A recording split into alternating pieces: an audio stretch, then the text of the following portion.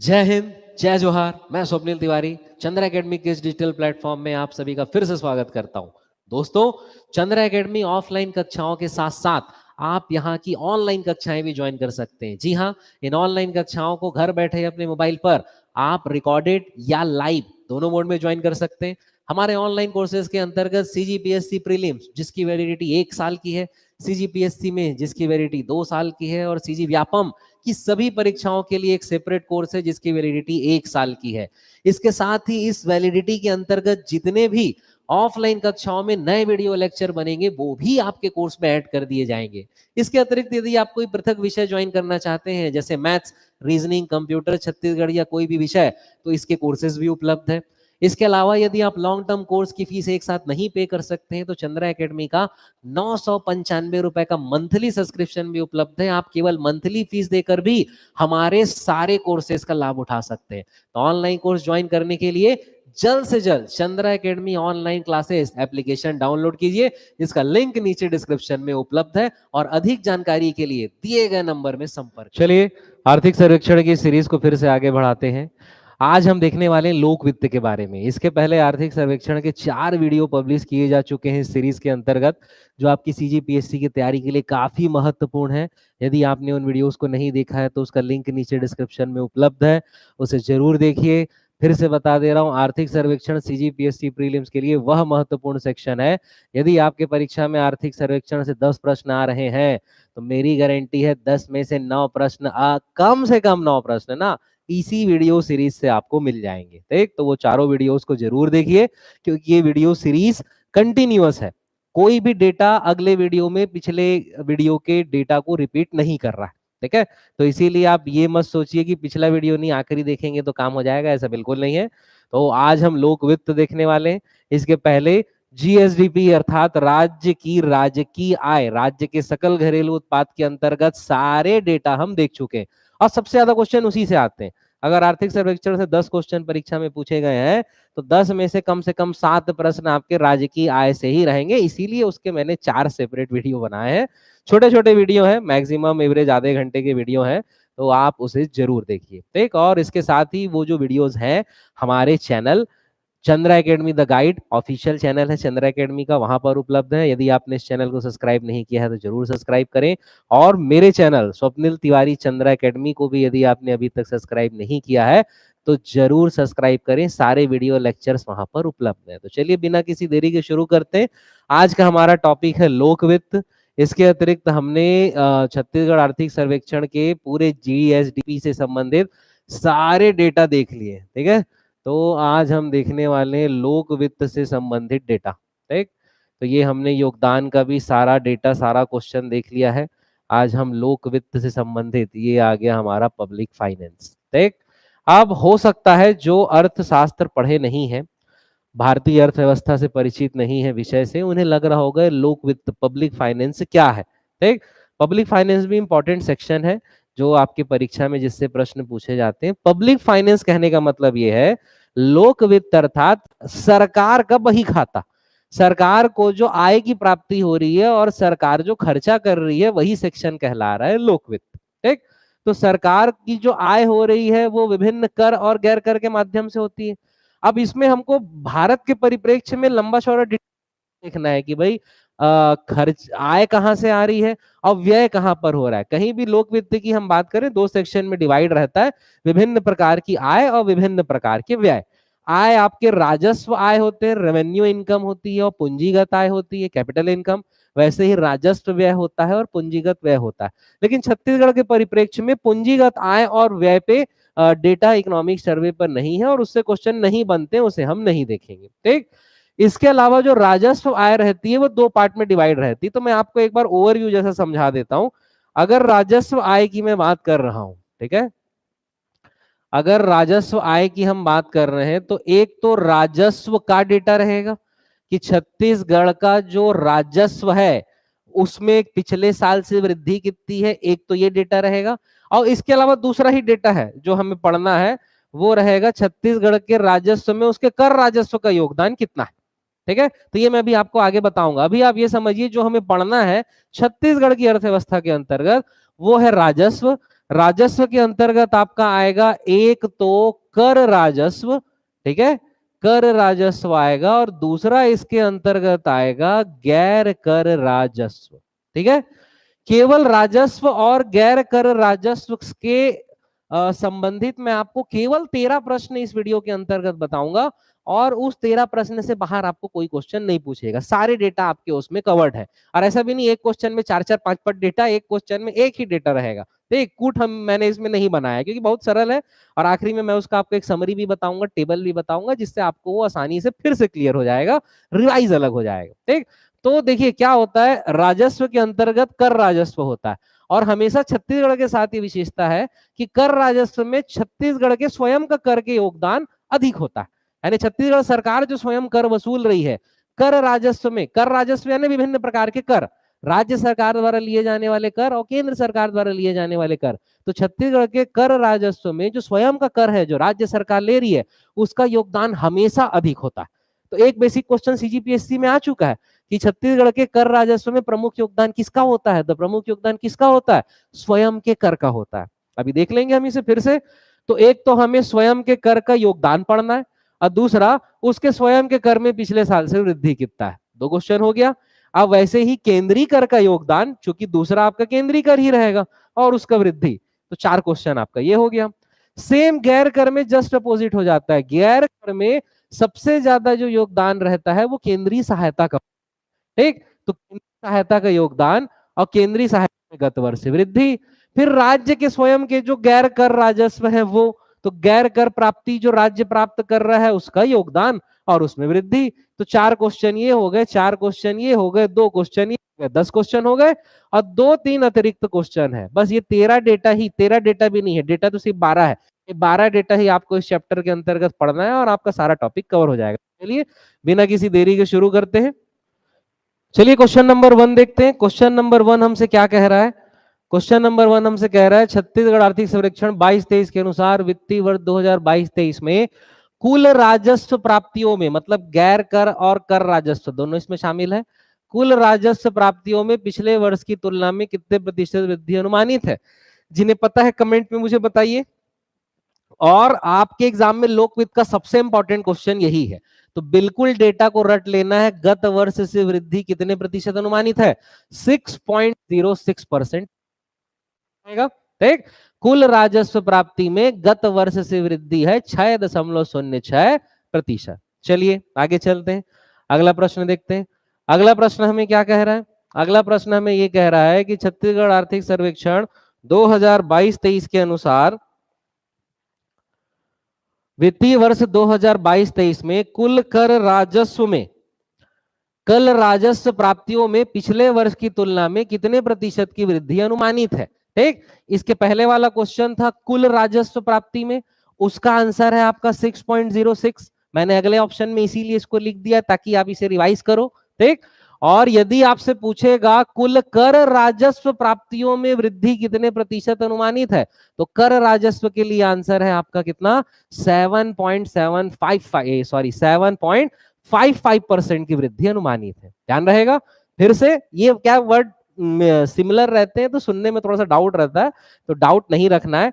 कुल राजस्व प्राप्ति में वृद्धि दर गत वर्ष से कितना है, 6.06, और कुल कर राजस्व प्राप्ति में वृद्धि दर कितना है, 7.55। दोनों डेटा मैं आपको इसीलिए बता रहा हूं, तो इस क्वेश्चन का आंसर होगा ऑप्शन नंबर बी। चलिए जिन्हें पता है भाई कमेंट करते चलेंगे, रिवाइज करते चलेंगे, मन में तो रिवाइज करना ही है, मेरे साथ डेटा को बोलना है और रिवाइज में आपको डेटा याद हो जाएगा, आपको फायदा मिल रहा होगा, नहीं मिल रहा है तो वो भी मुझे कमेंट में जरूर बताएं।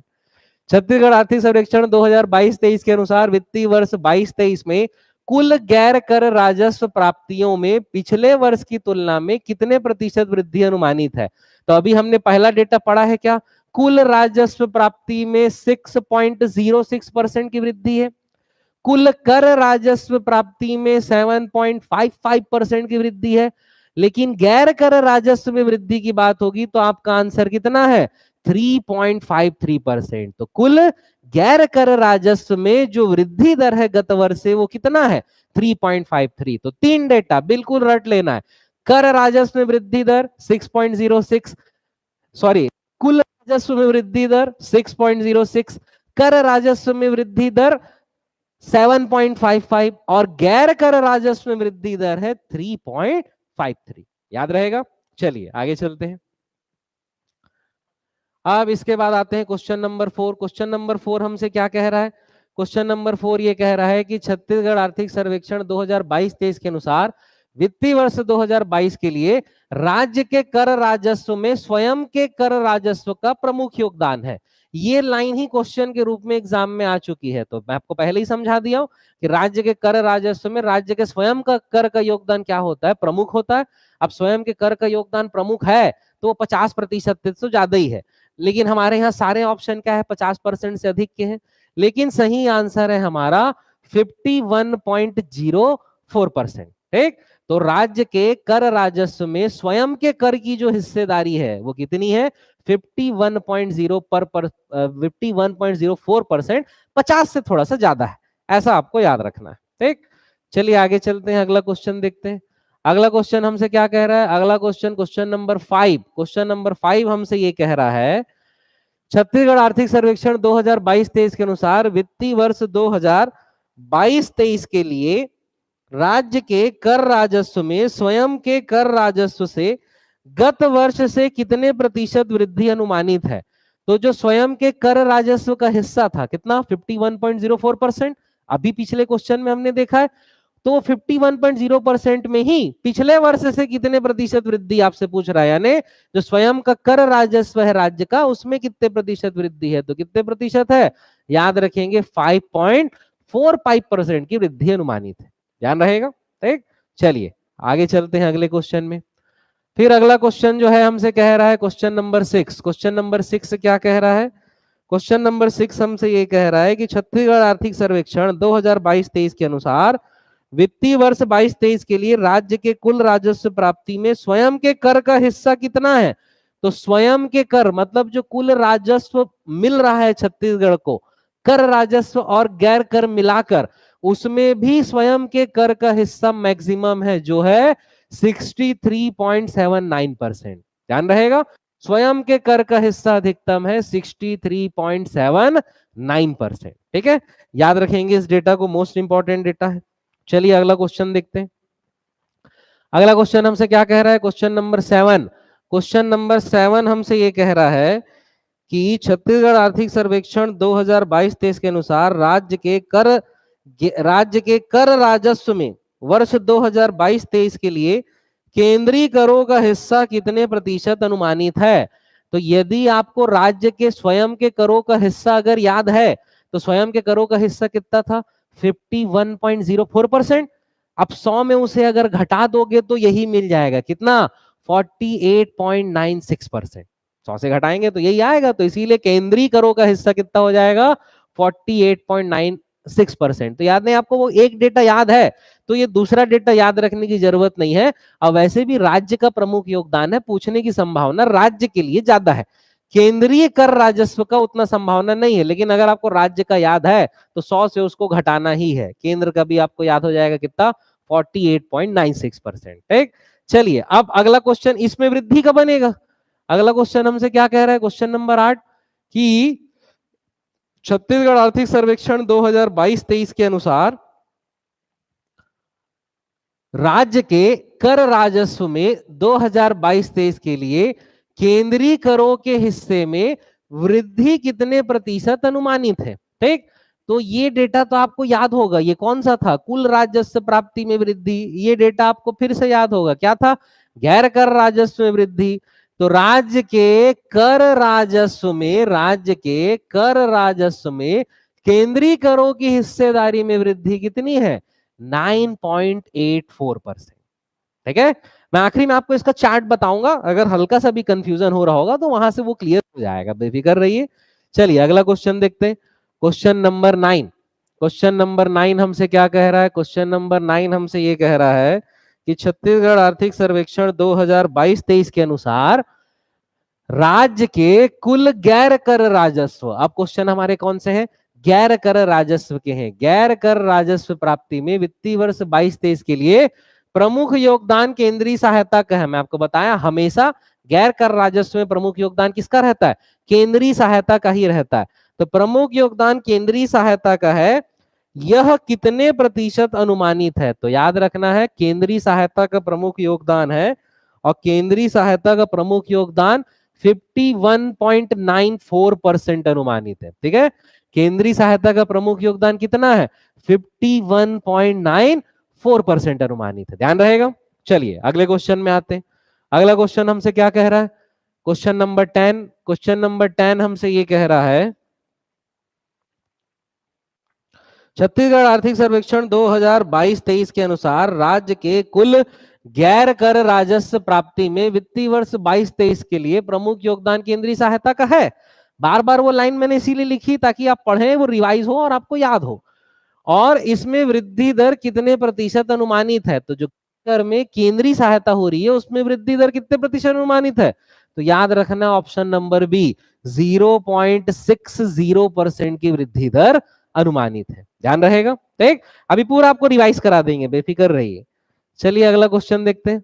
अगला question, question number 11। Question number 11 आपसे क्या कह रहा है? क्वेश्चन नंबर 11 ये कह रहा है, छत्तीसगढ़ आर्थिक सर्वेक्षण 2022-23 के अनुसार राज्य के कुल गैर कर राजस्व प्राप्ति में वित्तीय वर्ष 22-23 के लिए राज्य के गैर कर राजस्व का योगदान कितना है?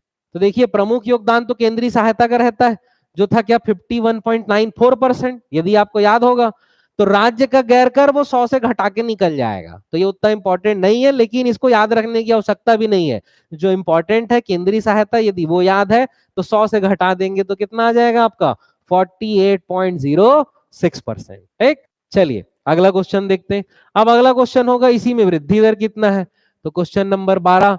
क्वेश्चन नंबर 12 हमसे क्या कह रहा है? क्वेश्चन नंबर 12 हमसे ये कह रहा है कि छत्तीसगढ़ आर्थिक सर्वेक्षण 2022-23 के अनुसार राज्य के कुल गैर कर राजस्व प्राप्ति में 2022-23 के लिए राज्य के गैर कर राजस्व का योगदान में वृद्धि दर कितने प्रतिशत अनुमानित है? तो आपको याद रखना है कितना है, 6.90% वृद्धि दर अनुमानित है। ठीक, तो राज्य के गैर कर राजस्व में राज्य का हिस्सा उतना इंपॉर्टेंट नहीं है और राज्य के कर राजस्व में केंद्र का हिस्सा उतना इंपॉर्टेंट नहीं है, पर चूंकि देख रहे हैं और उसको याद रखना आसान है इसीलिए हम देखते चलेंगे। ठीक, अब मैं आपको बोला था 13 क्वेश्चन बताऊंगा जिसमें 12 डेटा रहेंगे, 12 डेटा कंप्लीट हो गए हैं, इसको मैं समराइज कर दूंगा, अभी बेफिक्र रहिए।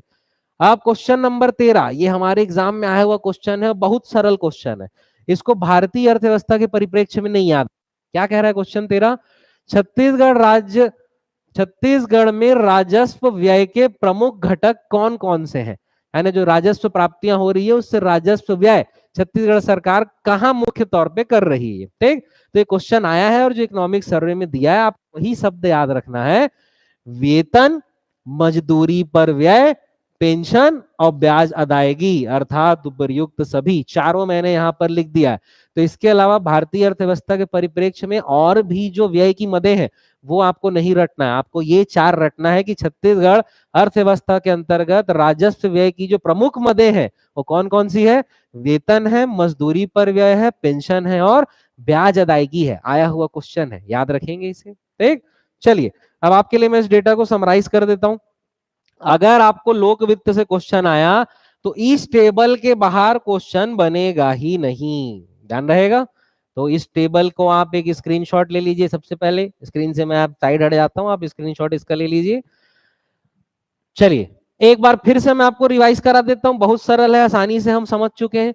राजस्व, कुल राजस्व प्राप्ति से यदि आपको क्वेश्चन आया तो ये 2 ही डेटा से आएगा। ठीक, कुल राजस्व प्राप्ति में गत वर्ष से वृद्धि दर कितना है? कितना है?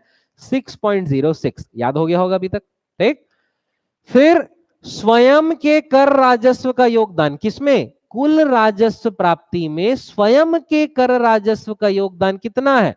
63.79%, याद होगा, हमने क्वेश्चन देखा है।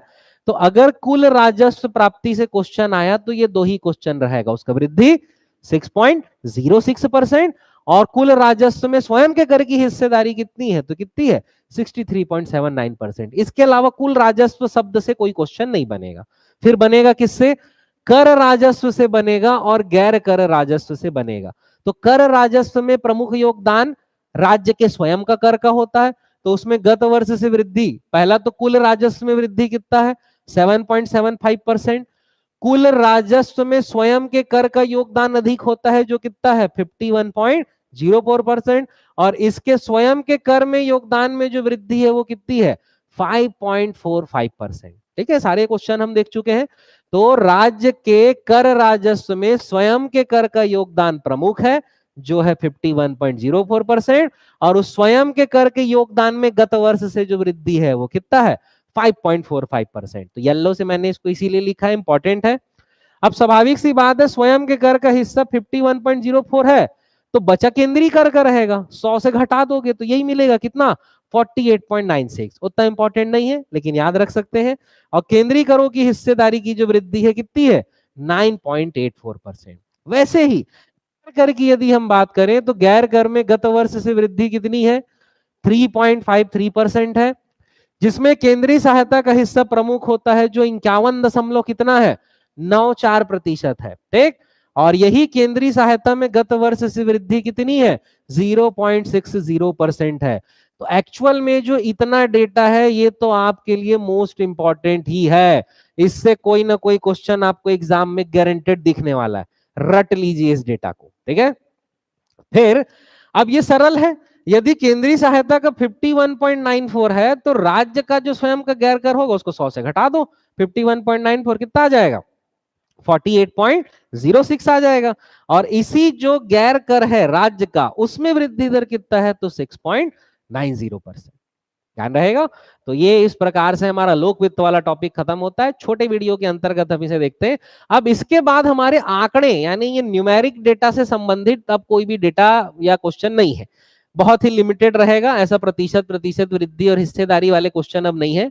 अब आपके थोड़े से थ्योरेटिकल क्वेश्चन है, कुछ नंबर डेटा है, जैसे कि भाई मंडियों की संख्या कितनी है, स्वयं सहायता समूहों की संख्या कितनी है, कृषि साख समितियां, मतलब ये सब कुछ संख्याएं आपको मिलेंगी, लेकिन ऐसे डेटा अब नहीं है। तो अब हम एक एक वीडियो के अंतर्गत 2-2, 3-3 चैप्टर देखते चलेंगे और धीरे धीरे उसको और समराइज्ड वे में देखते जाएंगे। अब इकोनॉमिक सर्वे के हर चैप्टर से अधिक क्वेश्चन बनेंगे तो 5 से 6, उससे ज्यादा क्वेश्चन नहीं बनने वाले हैं। तो आने वाले अधिक से अधिक 1 से 2 वीडियो में मैं आपका पूरा इकोनॉमिक सर्वे का इंपॉर्टेंट डेटा खत्म कर दूंगा। ठीक, मैं आशा करता हूं आपको सारी चीजें क्लियर हो रही हैं, आप याद भी कर रहे हैं, मेहनत भी कर रहे हैं। पुराने वीडियो जो नहीं देखे हैं उसे जरूर देखिए। मेरे चैनल को अभी तक आपने सब्सक्राइब नहीं किया है तो स्वप्निल तिवारी चंद्रा एकेडमी मेरे चैनल का नाम है, आप इसे जरूर सब्सक्राइब करें। चंद्रा एकेडमी का official YouTube channel Chandra academy the guide को जरूर सब्सक्राइब करें। आप हमारे सारे ऑनलाइन कोर्सेज ज्वाइन कर सकते हैं, उसकी अधिक जानकारी के लिए नीचे दिए गए नंबर पर संपर्क करें। और किसी भी प्रकार के डाउट होने पर या किसी भी प्रकार के डेटा में कंफ्यूजन होने पर, किसी बुक से मिसमैच होने पर आप सीधा मुझे संपर्क कर सकते हैं, मैसेज कर सकते हैं, कॉल कर सकते हैं। तो अपनी तैयारी जमकर कीजिए, जारी रखिए और अच्छे से मेहनत कीजिए। Thank you.